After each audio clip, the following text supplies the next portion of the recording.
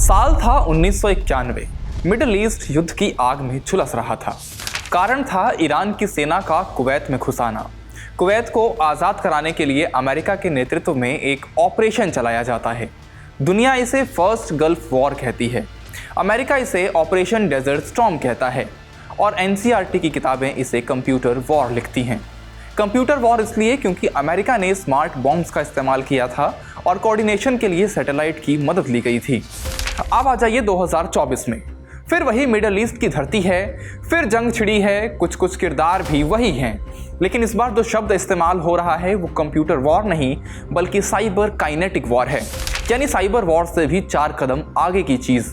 17 सितंबर को लेबनान में हज़ारों की संख्या में पेजर फटे, 11 लोग मारे गए, आरोप लगे इजराइल पर। इस अनोखे हमले ने पूरी दुनिया को हैरान किया और साथ में भारत की चिंता बढ़ाई। यहाँ 90% से ज़्यादा सरकारी संस्थाओं में चीन के डिवाइस लगे हैं और कम्युनिकेशन नेटवर्क चाइनीज़ हार्डवेयर पर निर्भर है। और भी चीज़ें हैं जो भारत के लिए खतरे की घंटी बजा रही हैं। इसे विस्तार से समझेंगे इंडिया टुडे मैगजीन में छपी प्रदीप सागर की इस रिपोर्ट के जरिए।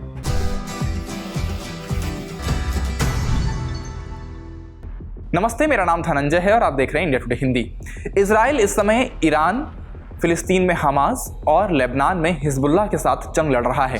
हिजबुल्लाह ने इजराइल पर कई रॉकेट दागे, ज़्यादातर रॉकेट्स को इजराइल ने नाकाम कर दिया। साथ ही तकनीक से लैस इस देश ने एक और अटैक किया।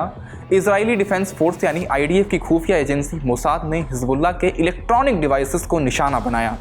पहले 17 सितंबर को हज़ारों पेजर फटे, 11 लोगों की मौत हुई और 2700 से ज़्यादा लोग घायल हुए। अगले ही दिन वॉकी टॉकी में धमाके होने लगे, 20 लोग मारे गए और 450 लोग घायल हुए।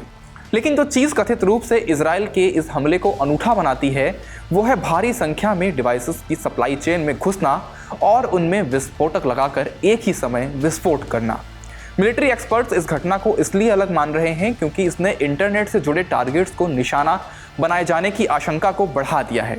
इसके जरिए सिविल और मिलिट्री कम्युनिकेशन सिस्टम या फिर पावर ग्रिड को ठप किया जा सकता है। ये आशंका सिर्फ साइबर जंग को लेकर नहीं है बल्कि साइबर काइनेटिक जंग को लेकर भी है। साइबर हमले में वायरस अटैक या फिर सेवाएं बाधित करने वाले हमलों के जरिए किसी अन्य देश के कंप्यूटर या सूचना नेटवर्क को नुकसान पहुंचाया जाता है। लेकिन साइबर काइनेटिक हमले में साइबर हमलों का इस्तेमाल भौतिक नुकसान पहुंचाने और लोगों को चोट पहुंचाने या उनकी जान लेने के लिए किया जाता है। यहाँ बात आती है चीन की। कम्युनिकेशन नेटवर्क के लिए चीनी उपकरणों पर निर्भरता भारत को ऐसे हमलों के लिहाज से ज्यादा असुरक्षित बनाती है। सेना की उत्तरी कमान के पूर्व commander lieutenant general DS Hooda कहते हैं कि साइबर हमले और निगरानी कोई नई बात नहीं है, लेकिन इलेक्ट्रॉनिक उपकरणों को मौत के सामान में बदल देना एक नई चीज है। भारत में बीएसएनएल, एमटीएनएल के साथ साथ एयरटेल और वोडाफोन आइडिया जैसी दूरसंचार कंपनियां चीनी उपकरणों पर निर्भर हैं। देश के 90% से ज़्यादा सरकारी संस्थाओं में चीन के बनाए सीसीटीवी लगे हैं। इनमें नौसेना और डीआरडीओ जैसे अहम संस्थान भी शामिल हैं। मेलवेयर, फ्लाइट कंट्रोल सिस्टम और इन फ्लाइट वाईफाई में गड़बड़ी पैदा कर उन्हें नाकाम कर सकते हैं। सीएमआईई की आपूर्ति में चीन का दबदबा है। ये निजी गैजेट, सीसीटीवी और ड्रोन पावर ग्रिड में कई तरह से इस्तेमाल होते हैं। इनसे मेलवेयर के जरिए चीन के लिए डिवाइस में हेरफेर करना या डेटा चुराना संभव हो सकता है। 2020 में केंद्र की तरफ से यह अनिवार्य किया जा चुका है कि दूरसंचार कंपनियों को केवल उन्हीं विक्रेताओं के उपकरण इस्तेमाल करने हैं जिन्हें सरकार से विश्वसनीय स्रोत का प्रमाण मिल रखा हो। चीनी कंपनी हुआवे और ZTI को अब तक ये सर्टिफिकेशन नहीं मिला है। भारतीय सेना में सूचना प्रणाली के महानिदेशक रहे रिटायर्ड लेफ्टिनेंट जनरल प्रकाश कटोच कहते हैं, चीन के पास कहीं भी साइबर काइनेटिक हमले करने की क्षमता है क्योंकि वह वैश्विक स्तर पर इलेक्ट्रॉनिक बाजार पर हावी है।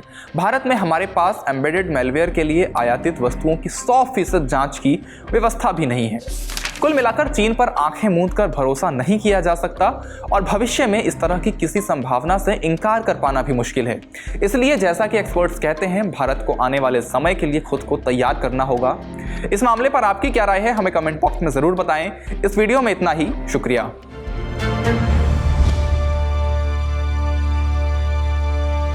इसी तरह की तसल्ली से भरी हुई एक्सक्लूसिव रिपोर्ट्स देखने के लिए सब्सक्राइब करें इंडिया टुडे हिंदी का यूट्यूब चैनल और बेल आइकन जरूर प्रेस करें ताकि वीडियो अपलोड होते ही आपको खबर हो जाए।